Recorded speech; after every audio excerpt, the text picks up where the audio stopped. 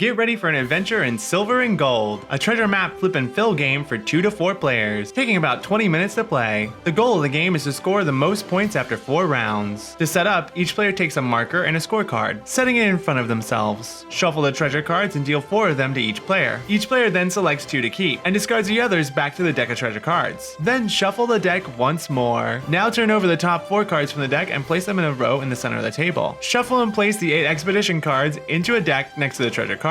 Your table should look something like this. Finally, determine the start player for whoever last searched for buried treasure. The game is played over 4 rounds, with 7 turns in each round. Each turn is split into 3 steps. Step 1. The first player reveals the top expedition card from the deck. Each card for the round will be placed on top of one another and can't be viewed by the players during the round. Players can see the possible patterns that will be drawn shown on the bottom of the round card. Step 2. Each player simultaneously crosses off boxes matching the exact pattern on one of their incomplete treasure cards. Patterns can be rotated 90 or 180 degrees, but otherwise must be kept unchanged and complete. A pattern can only be used once. If a player chooses to or can't place the chosen pattern, they cross off one single box on one of their incomplete treasure cards. Whenever a player crosses off a box with an X symbol on it, they must immediately cross off another box anywhere on their 2 incomplete treasure cards. When a player crosses off a box with a coin symbol, they cross off a box on their score card, starting with the left box on the top row. Boxes are then crossed off from left to right. Once the first row is complete, the player begins the same process for the remaining 2 rows. Whenever a player crosses off a box with a palm tree in it, they immediately receive 1 point for the marked palm tree, plus any palm trees showing on the 4 treasure cards in the center of the table, marking the total on their score card. If a player should complete a coin row or treasure card, they now announce it to the table. Step 3. Starting with the first player and proceeding clockwise, each player that completed a coin row will gain points equal to the highest number available on the round card, marking the number on the trophy next to the completed row. Then they cross off the number on the round card, and the next player does the same thing with the next highest number. If a player has completed a treasure card, they place it face up next to them and take one of the 4 treasure cards in the center of the table, immediately replacing the open spot with a new treasure card from the deck. After that, the first player changes to the next player on their left. A round ends once 7 of the 8 treasure cards are revealed, leaving 1 expedition card face down. The current round box is crossed out and all the expedition cards are reshuffled to form a new deck. Play proceeds like this until 4 rounds have been completed. Then players earn points as follows. Each coin crossed off earns 1 point, plus the trophy totals are added together and put in the box. The number of palm trees are added together. Each completed treasure card scores the number shown in the top left. Then, seals on completed treasure cards earn 1 or 2 points for each separate completed treasure card